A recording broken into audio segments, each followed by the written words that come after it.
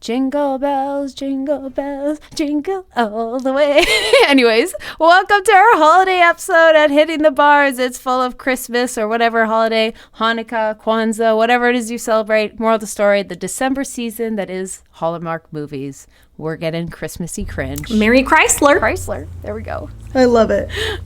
Do you remember that from Vine? Merry Chrysler. I do. Merry Christmas. I do and I don't. You know what I mean? Like, I remember all the Vine, like TikToks. I remember them all, but I also don't. Do you know what I mean? It's just like, I remember that soundbite, but I can't actually remember the Vine. There's so much like Vine TikTok references I have that I'm like, I don't actually know what this is correlated to. It was like this funny kid that just had a ton of different like videos of him being like, Merry Christmas, Merry Chrysler, Happy Hanukkah. And I just loved it. And to this day, I still say it. I love it. And you know what else we love? Spreading holiday cheer. We do love that. Christmas. So this is the Christmas episode. We thought this would be fun. To just run you guys through. Things just get you in the Christmas spirit.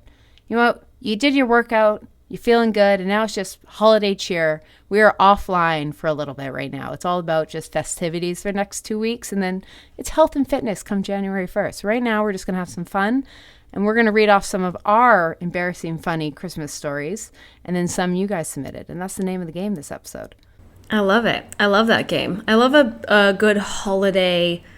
I'm trying to think, what other holidays could we do where we make episodes? Halloween, St. Patty's Day. Yeah, I got some good ones for St. Patty's Day. Yeah, I feel like that's only fitting. You're Irish. I feel Valentine's Day, we can talk about some like bad and good Valentine's stories. Yes. I have both. Oh my gosh. I love Valentine's Day. Like, I was never a girl to really have a Valentine, hence why I love it so much. I feel the same way. Oh, we can also tell I got some good New Year's stories.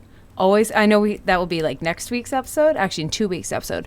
Heads up, we will be having just a little something special next week, but no full episode for Christmas, because we're taking it off to be a family.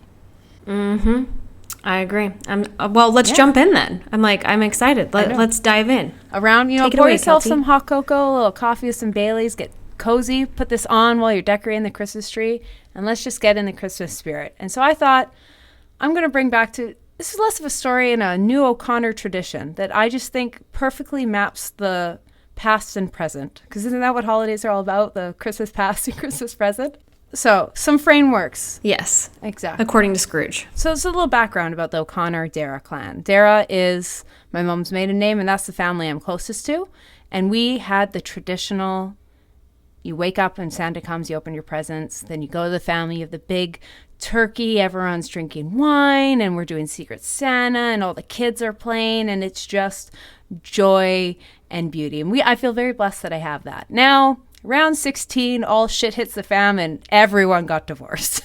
Just like everyone was like family members dropping like crazy. So suddenly all of our traditions were quite sad because it was like we got together, but things were missing and the joy was quite joyless, we could say. So a couple of years ago, we decided we used to go to church on the 24th, mostly for like the older, like the grandparents and that.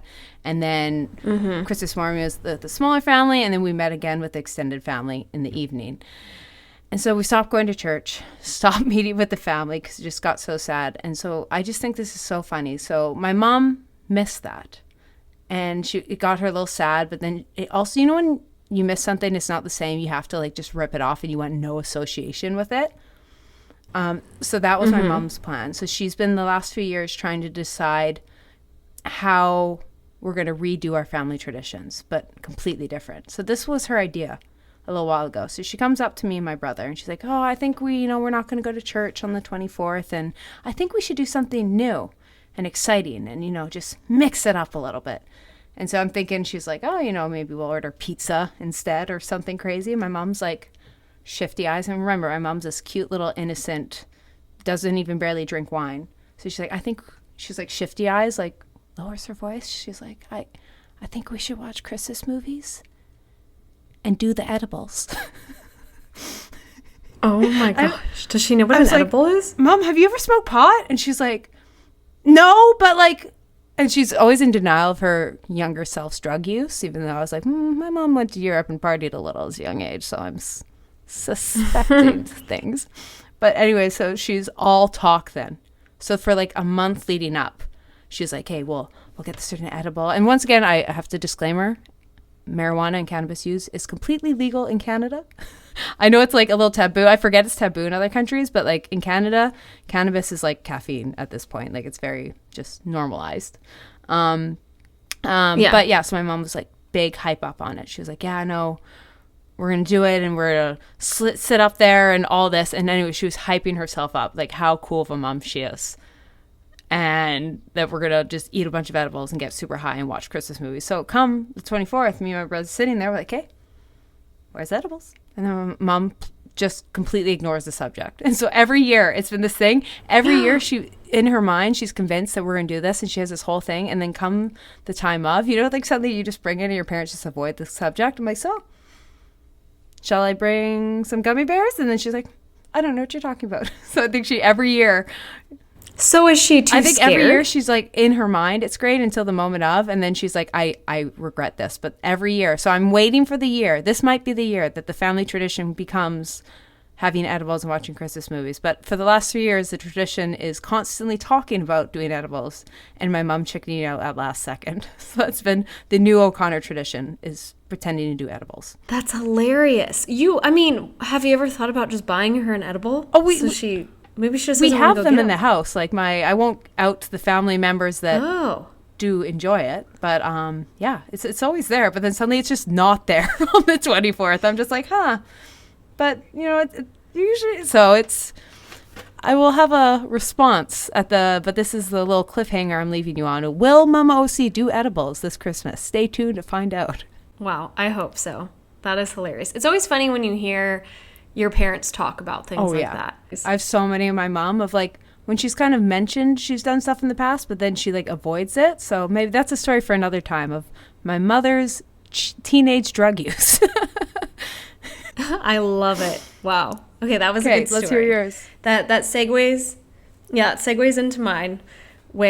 So every year, like Michael and I, some years we're with family, some years we're just together. And one year he's like, let's go to my grandparents in Spokane, Washington. And he has a very German grandmother from Germany, met her husband when he was stationed in Germany, but he's American. So they got married, came back to America. The rest is history. So she's funny. They're both very funny, and they're very they love church. They love Christmas. They celebrate, Germans celebrate Christmas on the 24th, not the 25th, which I was always so confused by. Like Sweden. We're the same when I go to Sweden. Yeah. And she does brats. That's their Christmas dinner. Yeah. And we always joke because it just is boiled hot dogs essentially. And I'm like, oh, the first time I came there, I was like, this is an interesting Christmas. But I loved it. I thought it was so joyous and fun. And they don't drink, right? Like they're very religious, very old school. And we're with all of Michael's family, his dad, his sisters, his cousins, his uncles. And we're all drinking, having champagne before church on the 24th. Mm-hmm. And it was so cute. His Opa goes early to church and is like, I'm going to save us all spots. So sweet of him. He's like, I'm going to catch up with my buddies. Then Oma goes and she goes, do not come to church intoxicated. And we're like, don't worry, we will not. And so we're end up playing a drinking game. Like the entire family, even Michael's dad's in on it. And it's so fun. I mean, we weren't belligerent, but we had a couple glasses of champagne before, and I get a great idea of I love hard caramel candy, and grandmas always have this caramel candy. Always. So of course they had it, stuck a ton of caramel candy in my pocket, and they also said, do not come intoxicated and late. And we came 5 minutes late, and it was the most awkward thing ever. Daggers. And I mean, I fully blame Michael's dad for this because I'm like, you were more responsible than any of us. So we go to this church. They're mad we're late. They can smell the alcohol in our breath. And we sit down after everyone's singing, dead silent. What do? I pull out the caramel candies. And they're like the butterscotchy. Yeah. So they're loud. And it's like crinkle, crinkle, crinkle. And I put it in my mouth. And then Michael's like, can I have one? And then Keltie, his sister's like, can I have one? And then the cousins are like, can I have one? So all of us are crinkling. And I just remember his grandparents just daggering all of us. Oh, no. And I'm like, It's a funny, fond Yeah. memory with his family, you know? I do feel bad for the grandparents. I don't know if I should be sharing this, but it was kind of a delinquent Christmas. But very, very fun. And I don't know, I'm not one to really do traditions. Like, you know, some people get really bent out of shape if like they can't be with their family or do a certain tradition, and I totally understand it. But I am all about new experiences, so I thought it was a blast. I was like, I have never had brats as a Christmas dinner. Yeah. I have never even opened presents on Christmas Eve. I was like, this is the coolest thing ever. I love that. I'm the same way, because like I said, we were so traditional. Like church on 24th, Santa in the morning, extended family. And then like once that hit the fan though, suddenly like every Christmas is different. Like between like, because of Meg's career, I'm in a different city or a different country every year. And then like my brother and his girlfriend, and then, you know, the families are changing, and I'm in Vancouver and Edmonton, and it just makes it fun. You're like, there's so many different ways to experience the holidays, which is exciting. So it's different seasons. Yeah. Sometimes traditions are good, and sometimes it's nice to just see what the world has to offer. Absolutely. I mean, recently, Michael and I think we stumbled onto this tradition, but I'm very thankful we did, was last year we wanted our dads to come for Thanksgiving and wanted them to meet. So we created something called Dadsgiving, and we both have stepmoms, and one time Michael's cousin came along with them. So, you know, that was a success last year. So this year we were staying with my parents about a month ago, and I last minute was like, do you guys want to come again for Thanksgiving? Like, we hadn't bought our house yet. We were waiting, so that's why we didn't make any plans, and we had officially solidified the house. My dad's like, sure, let's do it. So then Michael calls up his dad, and he's like, yeah, I'll book it. Like, it was very last minute planned. And so now every year we're going to try and do Dadsgiving, where it'll be, you know, next year it's going to be at my dad's in Arizona. Yeah. The following year will be in Texas at his dad's. But I thought it was fun because now I got to see my family. I got to do Christmassy things. But now this Christmas, Michael and I can just hang out. We can just chill. Love. We got our Christmas in. You know, there wasn't a big hype. It was just Thanksgiving's very chill. You can kind of do what you want. So, and you can still get to see your family. I love that. I love that. Now, we asked you guys to submit some, and I thought this would be an appropriate one for me to read, given the story I had. I guess this is an O'Connor theme. So, drum roll, please. I wish we had some like just crackling of a fire and a little hum of nutcracker in the background. Just visualize it, where we don't have those effects yet. But yeah, here's the story submitted. I started working for a catering company when I was in college, and for my first Christmas party with them, at the restaurant we work out of, we all got really drunk and someone was passing around edibles, and I thought it would be a good idea to also have one. Wrong idea. Ended up puking in the back of the kitchen in a garbage can and outside in the snow, and my bosses and husband had to taxi home with me and make sure I got into the apartment safe. Safe to say, everyone knew who I was by the end of the night.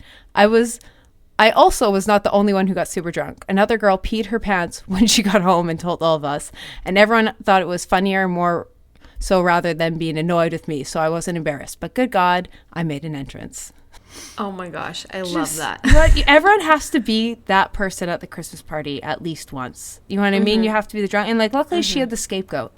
She had the second, so it's kind of like forgotten, remembered, but like not the worst. You know, it's kind of a win-win. I know I've definitely been the too drunk at the Christmas party. Have you had that situation? Honestly, I was trying to think. I don't know if I have. I guess this was... I'm like... I mean, I like definitely drank a lot with my parents for Christmas.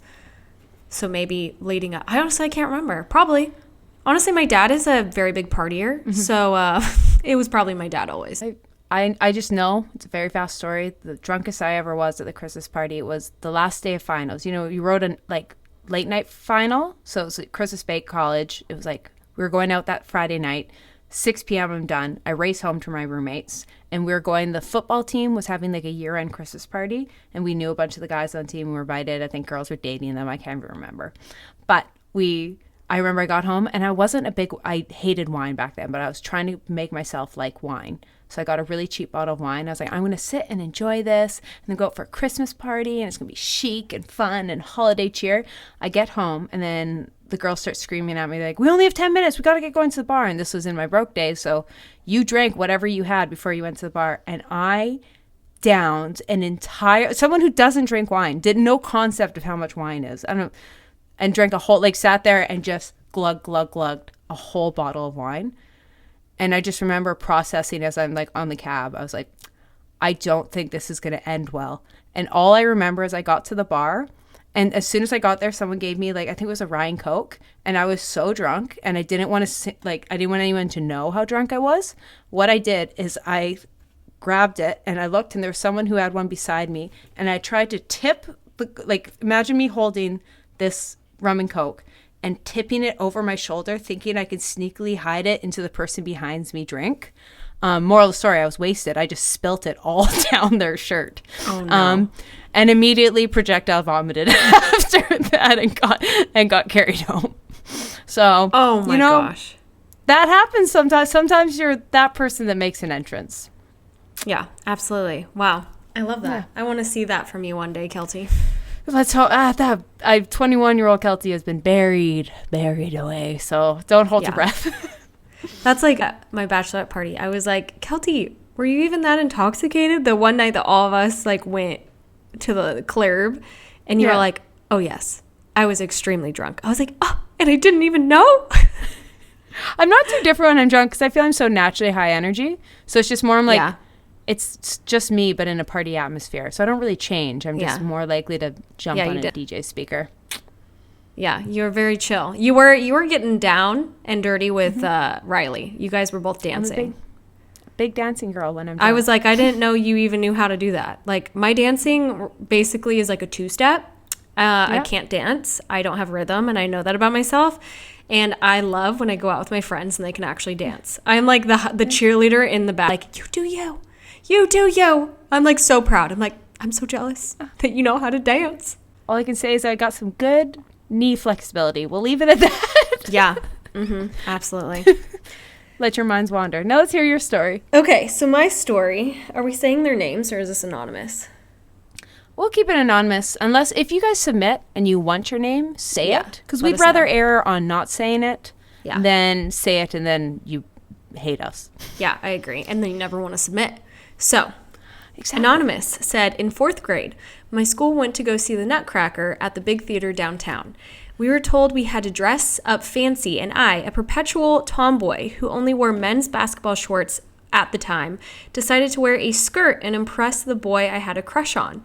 At the theater, I went to the bathroom before the ballet started, and while I was in the aisle, almost to my seat, my skirt falls to the ground, and my Y2K Happy Bunny underwear, oh my gosh, hanging out. Of course it was. I know, flashing my entire class, my crush, and everyone at the ballet. I was mortified. I haven't worn a skirt since. For reference, I'm almost 27. Oh my gosh, I love it. Oh, my favorite part is it's the Y2K Happy Bunny. It's the details for me. Like, I respect that because we all know it's not like you had this. It's just that's a level of exposed that no one expects at a ballet. Yeah, I agree. I feel for you. Also, Happy Bunny was like the shit when we were a kid. So. Oh, yeah. I think we talked about it on the podcast. I'm pretty sure. Maybe we did. I talk about this often then. I can't remember. Because I just referenced Happy Bunny and how it would be like, this was my gothic phase is what I would like to say. And I basically was that age when my parents. Emo phase. Yes, emo phase. When my parents divorced. And I thought Happy Bunny was like gothic. Like I thought it was emo. Because it'd be like a cute bunny that's like, you're ugly. It was like in the emo genre. Yeah. You know, there was the Green Day, Blink-182. Like it was that you wore the chains and black jeans. Yeah, exactly. It was, even though looking back, you're like, that was emo. It was in that genre. It's very like e-girls, like Hello Kitty kind of vibe. You know what I mean? It was in that genre, I feel. Definitely. That even leads me into, can I tell this isn't really a story, but I thought people could relate around that age. Did you ever make a boyfriend or a friend a blanket where you go to Joann Fabrics or Michael's and you basically cut like a huge fabric piece, 2 of them, and then you tie them? They're tie blankets. I think so. This was like, why is this not sounding familiar? This was a huge thing that we used to do as like teenagers when we had boyfriends or even friends. I made one for my cousin that like she still has to this day.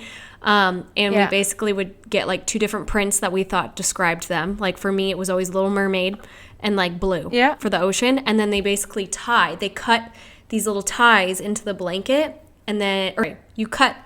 Do you know what I'm talking about? I'm butchering. I know what you're talking about. Now I know what you're talking about. Yeah. And so I used to do that and I would gift like a boyfriend this blanket, and like every single person did that. I felt like that had a boyfriend because it was like affordable. It was probably like $12 for the fabric and then just manual labor. And one time it was my very first boyfriend ever. And we were in 8th grade. He was in 7th grade. And he gifted me a necklace. And it was this, I'm pretty sure I still have it. It was like this really pretty circular, like jeweled necklace. And he put a price tag on it. It said it was like $250, and I knew that was not. It was heavily discounted because who could afford that for 7th grade? Yeah, and it reminds me of those moments. I wrote that down because I thought it was funny. That's like a Christmas memory that I was like, got him a freaking $12 blanket, and he gives me this, and I'm like, you could tell the price tag had been like placed on it, and I'm like, so you forgot to remove this price tag, ma'am, not ma'am. Yeah. Oh my God, that's so funny. Actually, that leads to, I thought this would be a little fun. Maybe we can give some people some advice or just know they're not alone, because sometimes you just got to go through it. Have you ever been in a situation where you know a relationship is ending, but it's during the holidays? And that, like, do you cut it off before? Do you wait till after? Because I know myself, a long time ago, last, like, longer term relationship I had, I'd say I knew the relationship was over, like, the April of, but I started getting out of the relationship slowly come like the October, just mentally kind of checking out. And once you're like connected with someone you've been together a long time, I wish I could say it was easy as like I'm done and walk away, but you know what, the situation I was in, it wasn't. But I remember beginning in December being like so unhappy, and just I'm like, but why am I so unhappy? Like on paper it's all good, and you know he's got a good family and and like it's fine and I'll get through it. And I remember, and this was the straw that like broke the camel's back. So we used to split it between like my family and his. We like went to my family in the morning, and then we went to his for Christmas Eve or whatever. And I remember sitting there on Christmas Eve with all of his relatives, and nothing against them. Like they're fine people, but they're just not my people. Just how they refer to, I won't even say it, but just let's just say we have very different beliefs on how to treat a woman and stuff like that, and just like what is fun and like all that kind of stuff. I remember just sitting there and like, you know, when your eyes are open, because for the longest time I was young and people were like, oh, they're a great family and great guy and all this. I was like, but then when your eyes are open, and I remember looking around that Christmas being like, this is my future. And just like, especially because like we're also at that age, like, you know, early mid-20s or whatever, and people are like, so when are you getting married? And like, so that's happening. I'm sitting here being like, the whole time they kept being like, so do you think this is the year? And in my mind I was like, I need to get out of this. But and looking back, I should have like ripped it off before the holidays. But then you're like, oh, do I really want to go through a breakup in the holidays and have to tell everyone like, oh yeah, we're done and all that kind of stuff? So I was like, but if you're in that situation, wait, so what did you do? How long did you wait? I think I waited like 4 days after, or 5 days, and I can't remember if it was right after New Year's or right before New Year's. I broke up with him. I called him over and was like, yeah, let's have a talk. And is this the boy you told me about when we were in New York, that you were watching hockey miserable while you guys had dinner? Okay, yeah. Yeah. That was the night. I just remember like that was the night I broke up with him. We sat there at Boston Pizza, and there was hockey play. I don't watch talk. Well, I do now, but I didn't. And I just remember sitting there and being like so bored with this conversation, just like watching hockey on the screen and just being like, oh my, I'm way too young and hot to feel this old. Yeah. I was just like, yeah. And so I was just like, okay, this is, and then we went back to my place, and you ripped off the band. Yeah, broke it off. Did the deed in a bad way. Not definitely the opposite of the deed. So you know what I guess I'll live a little advice. You know, I wish the situation was like, if you can get out, and I know it's the holidays, but don't ruin your holidays with a family you don't want to be with, and just like try and suck it up and deal with it. Just rip off the Band-Aid, unless of course there's different situations. But ideally it sucks, but it's a lot more fun to not go to a miserable family event than to go to one. So learn from my mistake. Wow. That's intense. I'm like, I wish I could contribute, but all I could contribute was my 8th grade boyfriend. But that was good. Holidays are complicated. It is. Oh, when you're on that breakup. But it's also, pay attention to that. Here's my piece of advice. I did, and sometimes you don't like your partner's families, and you don't totally get along, and that's different. And sometimes it's like worth it because you build your own family. Extended family is different. But I remember for so many holidays going there, and something in my gut was like, this isn't right. Like, it was enough of like, oh, you know, he just said that little comment, like, brush it down, whatever, you know, it's just, you know, the dad or the brother or the uncle. And then suddenly you start to realize that you're like, oh no, this is his values too. And this, I don't trust that gut. And it might, to some people, what I'm saying, that means absolutely nothing. But one or two of you are hearing, you'll know that feeling that you're somewhere and you just have like, your senses are up, your spidey, you're just on guard in a family setting. Mm-hmm. Just pay attention to that little voice if you're in that situation. Have you ever felt that way in other relationships, or was it just strongly in that one? Just that one. So, and then as soon as I got out, and then like I started talking to my family about it, and they're like, yeah, that family. And you don't really realize it when you're in it, but you just got to trust that little spidey sense. And I think if you just feel on guard and on edge, and it might be so subtle, but even just that dread of going somewhere, I was like, you just got to pay attention, because I remember driving up to the events and always having just that dread. And we all have social anxiety, or that we don't all, but like have that. And sometimes you're just like, oh, I'm not in the mood, but that every time dread, and it doesn't get better when you're there. There's a reason your body's feeling that, even if you're like suppressing it. So yeah, I've never felt that with other families I've been with or people I've dated. It was just that one. Yeah. And because people convinced me, you know what I mean? People are like, oh, they're great. I'm like, fine. And as soon as I left, I was like, oh my God, eyes wide open. Wow. That's crazy. Was your breaking point. So yeah, I think that's cool. I think it's cool that you shared that on the podcast, because I think whether it's a Christmas party or not, I think a lot of people probably feel that way and feel a little trapped and don't necessarily know how to get out, or if there's light at the end of the tunnel and you can show like it gets better. You can meet someone that does align with everything, even if it's their family, their values, how they treat you, whatever it may be. And there's sometimes families, because sometimes families suck, but your partner should be there the whole time, be like, hey, we'll get through this together. And you feel they comfort you. And if your partner's not comforting you, and the families also, I was like, just be conscious of that. I'm not going to tell you have to break up, because everyone's situation is different, but just, I wish I trusted myself a bit more when I was younger. Now I'm confident enough that like I have that feeling that I'd be like, something's wrong here, or you said that, I'm going to speak up because I don't agree with it. But back when I was younger, I was like, oh no, just like suppress it. It's fine. Yeah. No, listen to that voice. Yeah. I love that. Dark, but I love it. I know. It was kind of, ooh, what was her name? Well, we'll go other story that's a bit more funnier and lighthearted. Does anyone realize this? There's an old family story that all the parents talk about, and you remember it, and you're like, it wasn't that funny. Why is it always brought up? So my family had this washing machine, and I remember, I think I was in my early teens, and we were all doing the dishes after we cooked the turkey and everything at my mom's house, and it like exploded. Like it started flooding everywhere, and all the guys were trying to fix it, and we were doing this all, and it was just kind of mayhem. And everyone, all the parents were just laughing. And for like 5 years after, every time they'd be like, oh, the one guy, I can't remember his name, oh, buddy, and cleaning up that washing machine, and oh, ha, ha, ha. And like, I never understood it. And then you get older, and you're like, oh, my entire family was blackout drunk. And just, they're all drunk trying to fix a washing machine, and all like no idea, and just making it worse and flooding the apartment, flooding the whole house. And so it was just like, you're sitting there, and like, that's the realization of when you're younger, you don't realize your whole family is just your parents and your older cousins and auntie and uncle are just shit-faced. Yes. Just as a realization of that. I'm like, oh, I wasn't in on the joke. No wonder it was so funny. Totally. You're always like, why are they always drinking the wine? Or the like, they get louder and louder, and you're like, I don't understand. And then once you become the age, you're like, oh, this makes it so much better sometimes. Yeah. You're like, no when you're playing dominoes, so much fun. You're like, why do you love dominoes so much? And then it's like, oh, because it's also a drinking game. That makes sense. What is the other embarrassing stories you got?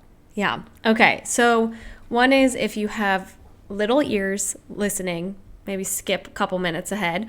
But I doubt we have anybody. I think the edible story got rid of them real fast. Oh, that's true. We did have the edibles. So one is, my dad, I believed in Santa for a very long time. And my parents had divorced when I was about 10.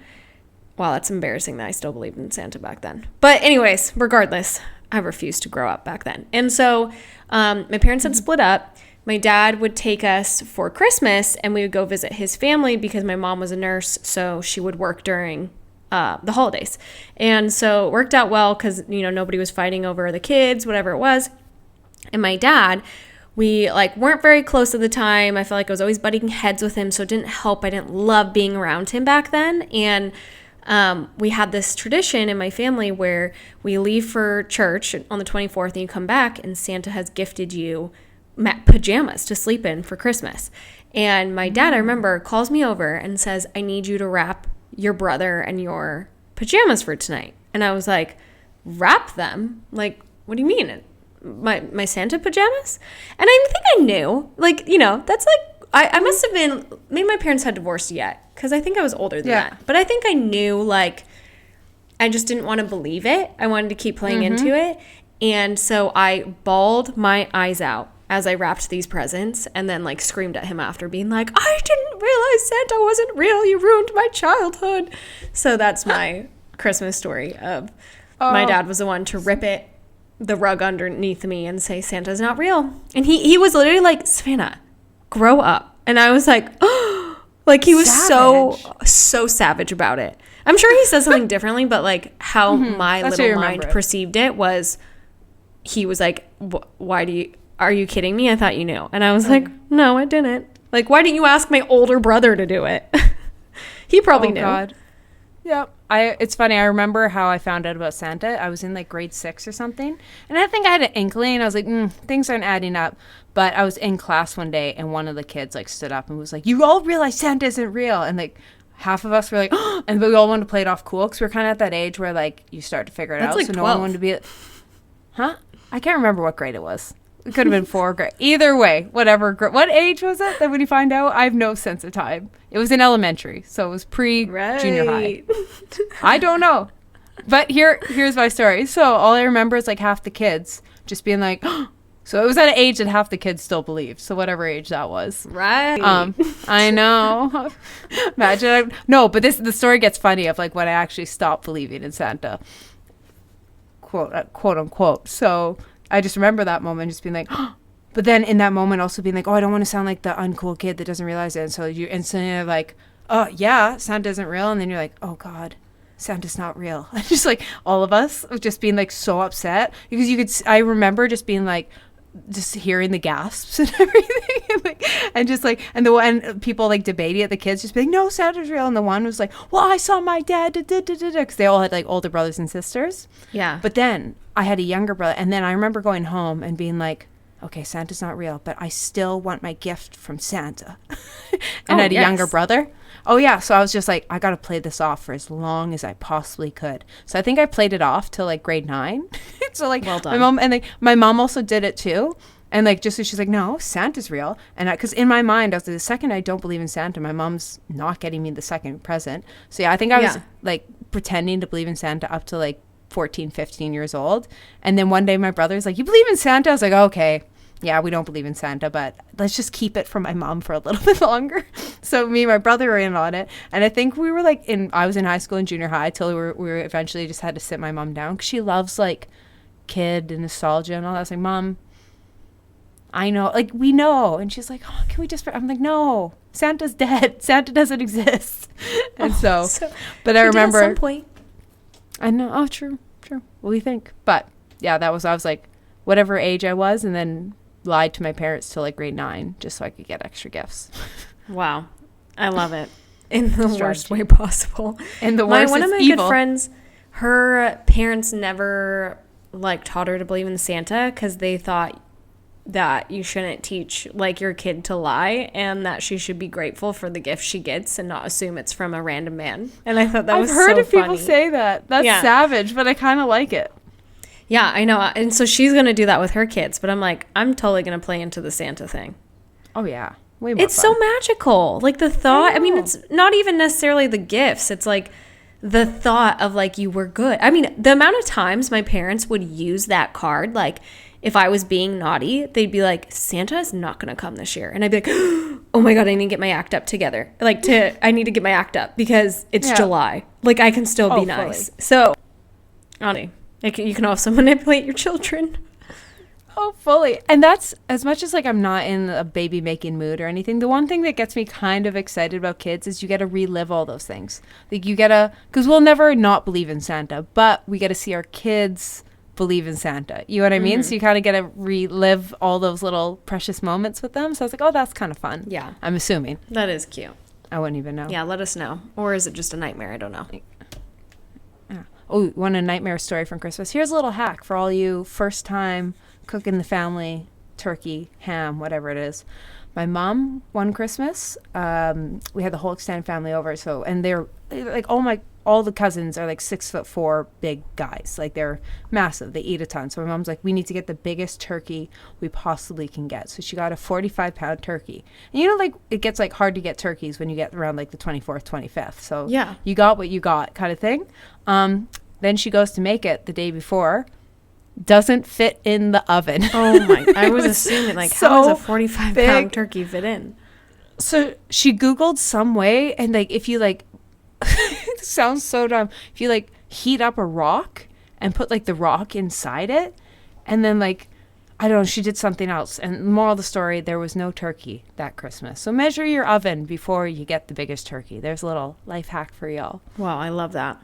I have a little life hack, a little Christmas hack. Tell. And I'm obsessed with this. I did it for my maids of honors after the bachelorette party. And that is buying someone dried flowers that like you can get them on Etsy. You can support like a small business this way as well. But basically people will have these beautiful dried flowers, and they'll also, you can buy a vase with it. Like maybe they create the vase, whatever it may be. But it's a really fun gift if you're going somewhere for Christmas, like for the hostess, or even if you're doing a white elephant, whatever it is. Or if you just want to like send maybe a sister or something like that, Christmas gift, but you don't necessarily know what to get them. I don't know why, but I'm obsessed with them. I just asked Michael's mom for Christmas to get dried flowers because if you think about it, they won't go bad.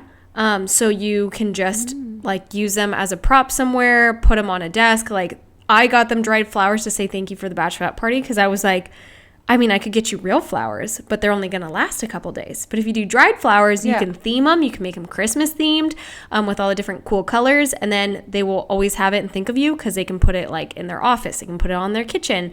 Like I feel like dried flowers are just really aesthetic and in right now. And it's a fun little hack to bring as a little thank you.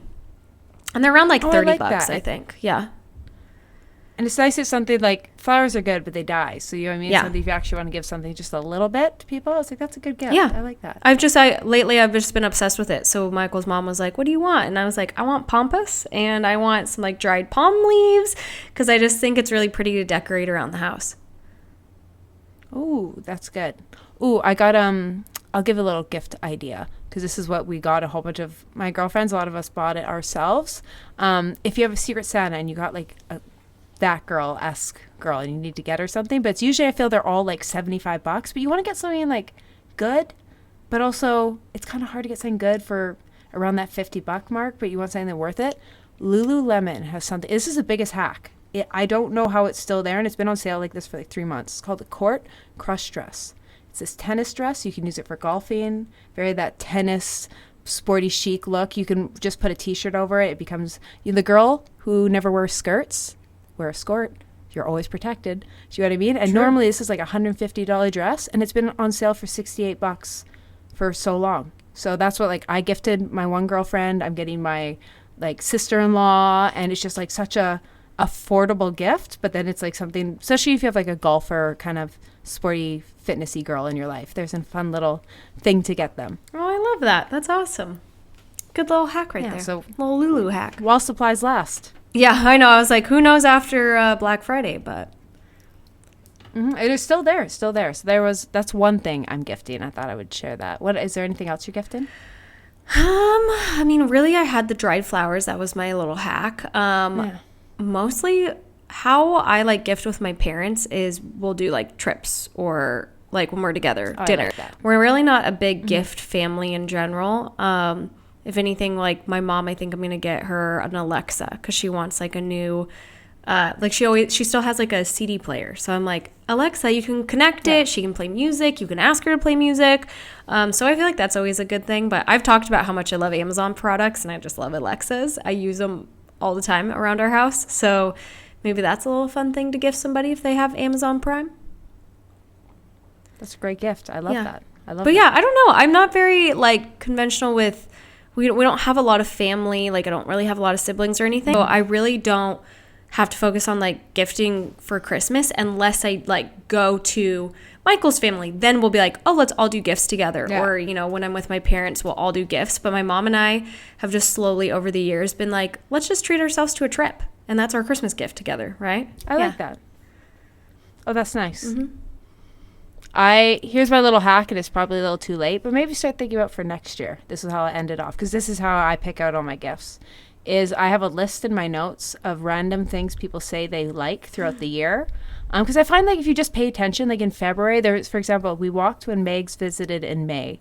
We walked by this one store, and he's like, those are the nicest T-shirts ever. Like they're these really high quality, like cashmere one, but like something he would never buy himself because it's like so above and beyond for like a T-shirt kind of thing, but it is like a good quality and he would love it. So I remember him saying it, so like I wrote it in my notes, and so that's what I'm getting him, because you know what I mean, I'm saying so in passing that like he would never buy himself but he wants, and just little things like that. Like whenever my girlfriends are like, oh yeah, those like socks or this UGG or in the group chat, like even if you don't end up getting that person from Secret Santa, that's like, I feel personally, if you're going gift giving, that's the fun way to do it. Just kind of, it's less of the gift and more that's like you really paid attention to the things the person says. So there's a little hack for next year.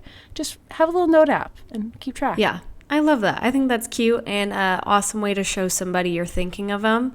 And that, yeah, like you said, you do pay attention. Okay. And, well, on that note, I want to say, hope you all have an amazing holiday. Thank you for tuning in. You know what? Take some time. I know we all have fitness goals and all that. You know what? Just enjoy. Try and get some movement, stretch, drink some water, but enjoy everything possible you can throughout the holidays. And we love you. We'll have a little special something next week, but we are taking off from a full episode. Hopefully you guys have a great holiday. Thank you for tuning in to Hitting the Bars. We love you. Bye. Happy holidays.